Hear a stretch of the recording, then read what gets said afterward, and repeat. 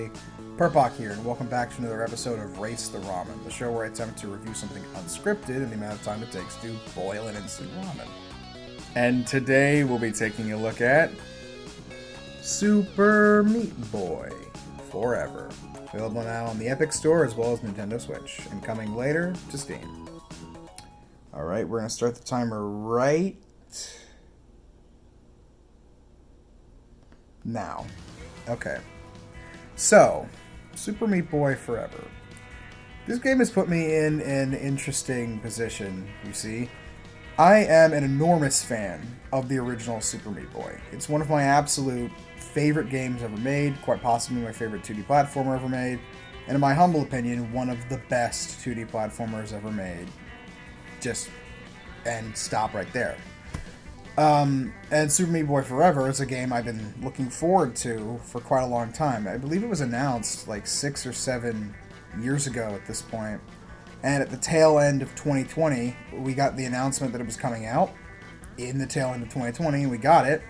And it has critics massively divided. Some people love it. A lot of people really hate it. Some people are calling it hot trash. Other people are calling it a worthwhile successor to the original. So what do I think? As someone who loves Super Meat Boy and is always willing to give something, beaten down by others a fair shake, even if, other people have already written it off. I would say that I'm somewhere in the middle. I like Super Meat Boy Forever, and I see a lot of great things in it. I also see a lot of things that are holding it back. The basic thing you need to know is that this is not a free-form 2D platformer like the original. It is an automatic runner, not an endless runner.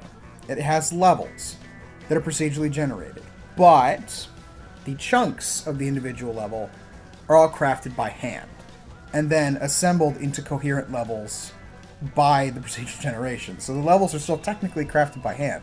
So they have that handcrafted feel.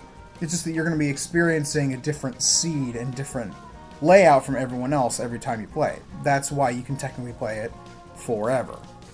And then with it's got simplified controls, but also added complexities. It's like a Nidhogg 2 sort of situation, almost, where you've lost the ability to move freely, but you're always running by default, so you don't have to worry about that part. You've still got your wall jump and all the basic stuff from Meat Boy. Then you've got a punch, a downward slide sort of thing, and then an actual slide. And these things open up new possibilities for gameplay that didn't exist in the original. While, again, removing some from the original, but opening up new possibilities for this game that wouldn't have been possible in the last one. And on top of that, you have drastically improved presentation from the original. It's almost kind of hard for me to look at the original's cutscenes compared to how much effort was clearly put into the new one here. The new cutscenes. I really quite like the soundtrack, which is impressive because I wasn't a huge fan of the remix soundtrack from Super Meat Boy. And overall, there's a lot to like about it, even if it's not perfect.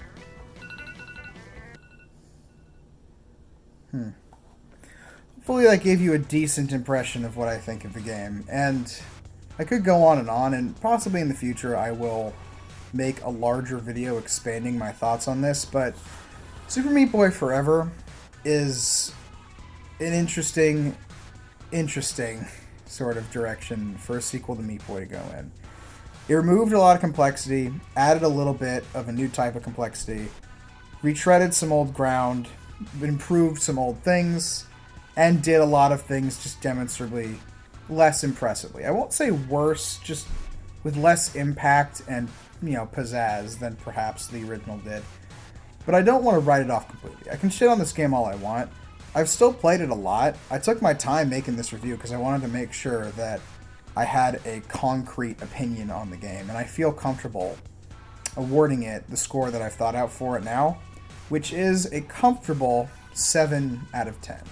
I think that it's pretty good. It's just a large step down from the original Super Meat Boy.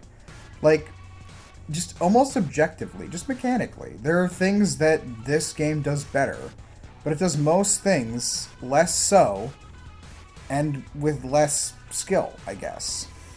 I'm trying to say this in a way that doesn't sound cruel, because I really don't think it's bad. I think it's a game that I'll come back to in the future. Maybe not as much as the original, but it has its own charm. And if you're a fan of the original Meat Boy, I would suggest that you give this a try. And even if you're not, I don't know, wait for it to come out on Steam later this year. Eventually it'll start going on sale. And if you're not sure, just wait for a sale. Full price, you don't have to.